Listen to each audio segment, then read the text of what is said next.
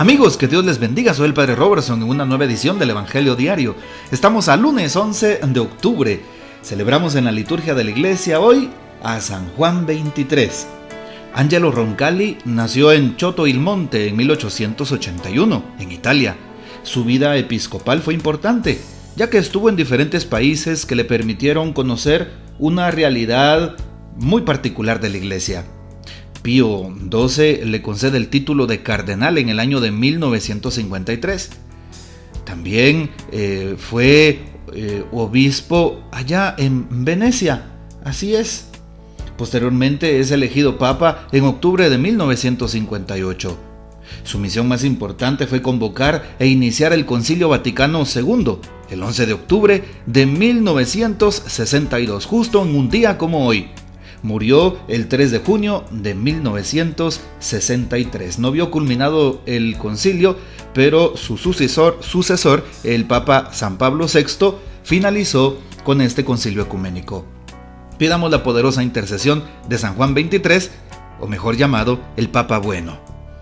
Tenemos hoy el texto para la liturgia tomado de San Lucas, capítulo 11, versículos del 29 al 32.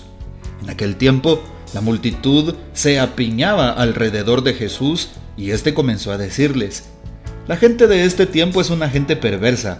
Pide una señal, pero no se le dará otra señal que la de Jonás. Pues así como Jonás fue una señal para los habitantes de Nínive, lo mismo será el Hijo del Hombre para la gente de este tiempo. Cuando sean juzgados los hombres de este tiempo, la reina del sur se levantará el día del juicio para condenarlos, porque ella vino desde los últimos rincones de la tierra para escuchar la sabiduría de Salomón, y aquí hay uno que es más que Salomón.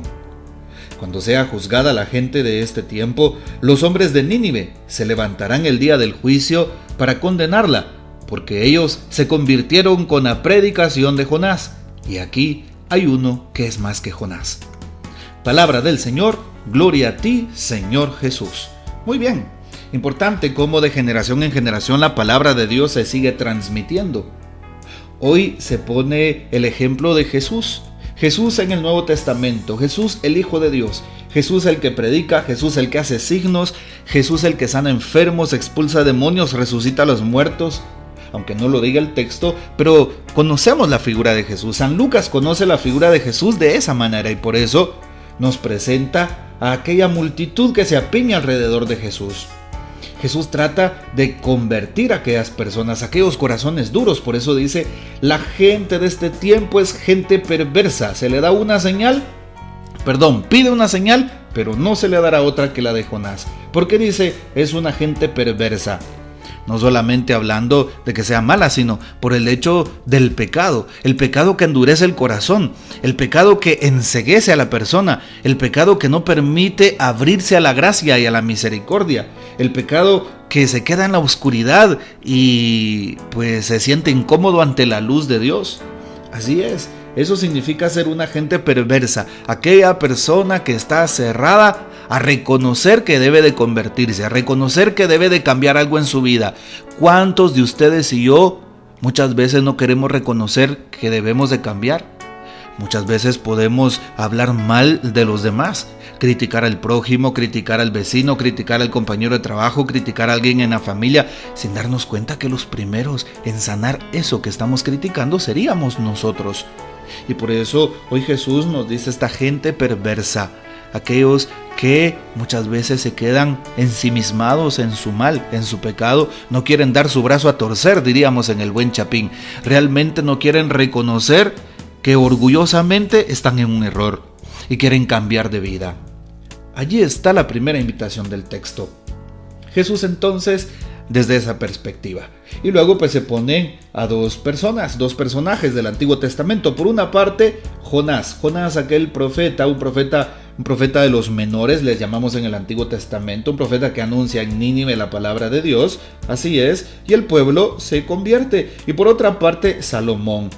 Sí, hoy se habla de Salomón, el rey Salomón, el tercer rey del pueblo de Israel. Saúl, David y luego Salomón. Salomón, el hijo de David, el que construyó el templo del Señor en Jerusalén. Bueno, nos damos cuenta entonces de cómo Jesús debe de hacer una comparación con con el Antiguo Testamento. Aquí hay alguien más que Jonás, aquí hay alguien más que Salomón. ¿Qué significa esto? Cuando Jesús dice que hay alguien más que Jonás. La gente está pidiendo un signo y le piden signos a Jesús. Si ya han visto que Jesús hace signos, que obra milagros, que Jesús expulsa demonios, que Jesús ha curado a aquellos 10 leprosos, que Jesús ha sanado a aquel hombre de la mano tuída, al paralítico. Y entonces, ¿por qué piden otro signo? Y por eso Jesús dice, piden una señal, pero no se les dará otra señal que la de Jonás. ¿Cuál señal de Jonás? En el Antiguo Testamento, Jonás, en persona, la persona de Jonás, la voz de Jonás, el testimonio de Jonás, la palabra de Dios a través de Jonás, fue el signo evidente de la conversión del pueblo.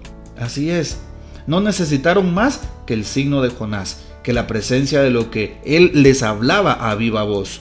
Y Jonás no hizo ningún signo, ninguna señal milagrosa. Jonás no hizo no les dio ninguna prueba de la existencia de Dios o de que Dios estaba allí. Le creyeron y se convirtieron. Y dice el texto de Jonás, capítulo 3, que desde el rey, pasando por toda la comarca, toda la región, se necesitaban 3 días para recorrer Nínive a pie. Imagínense qué ciudad más enorme, ¿verdad?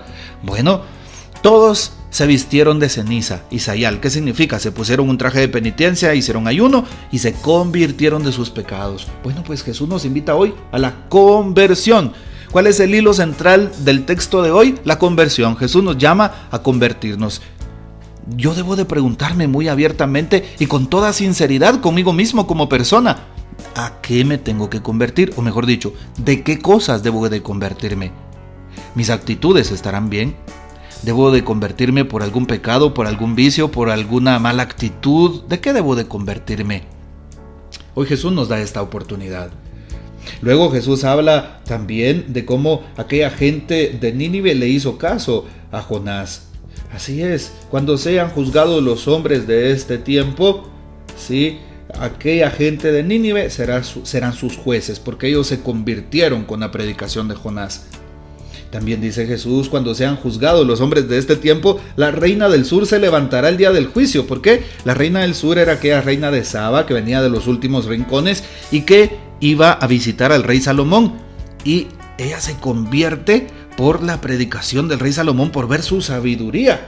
Y Jesús retoma también a este personaje, aunque es un personaje pagano que se convierte, pero Jesús la retoma y dice, ella será una de las juezas para ustedes, porque ella vino de los últimos rincones a escuchar a Salomón y se convierte. Y aquí hay alguien más que Salomón, así es. Y entonces llama la atención, Jesús con su sabiduría, anunciando el reino, ayudándonos a ver que debemos de convertirnos. Jesús predicando el mandamiento nuevo del amor, de amar al prójimo, de amar a los enemigos. No queremos convertirnos.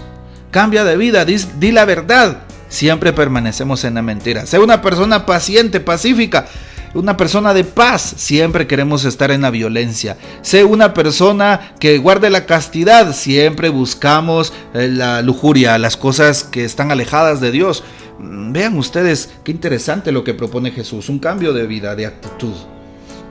Por eso retoma estos dos personajes. Quisiera tomar el texto de la reflexión que se nos da hoy en el comentario bíblico de Ediciones San Pablo. A Jesús no le gustaba que le pidieran signos y milagros. Quería que le creyeran a él por su palabra, como enviado de Dios, no por las cosas maravillosas que pudiera hacer, aunque también las hiciera. Así se entiende que les diga que el único signo que les va a dar es el de Jonás. Y luego añade también el ejemplo de la reina de Saba, quejándose de la poca fe de sus contemporáneos. Jonás fue un pobre profeta que predicó en Nínive sin hacer ningún milagro, pero los ninivitas le creyeron y se convirtieron.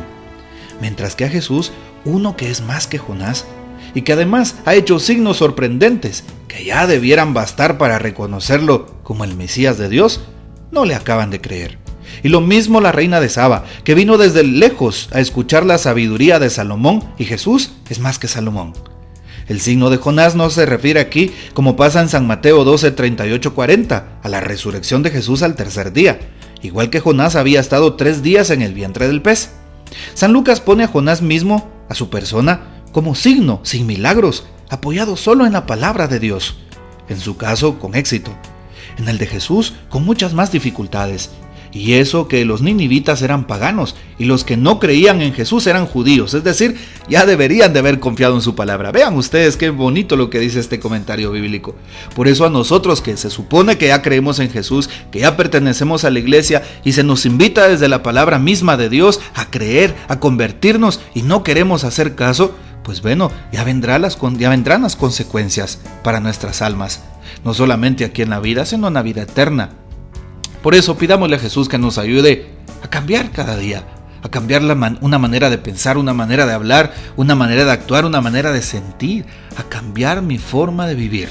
Y de esa forma, valga la redundancia, podré ayudar también al prójimo.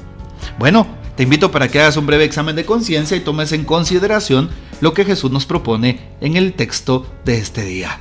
Que el Señor nos bendiga, que nuestra Madre Santísima nos guarde y que gocemos de la fiel custodia de San José. Comparte este texto y no olvides, qué interesante podría ser que tal vez una persona que tal vez no sea católica ni cristiana pueda vivir mejor el Evangelio sin conocerlo, pueda vivir moralmente más alto que nosotros, los cristianos, sin saberlo.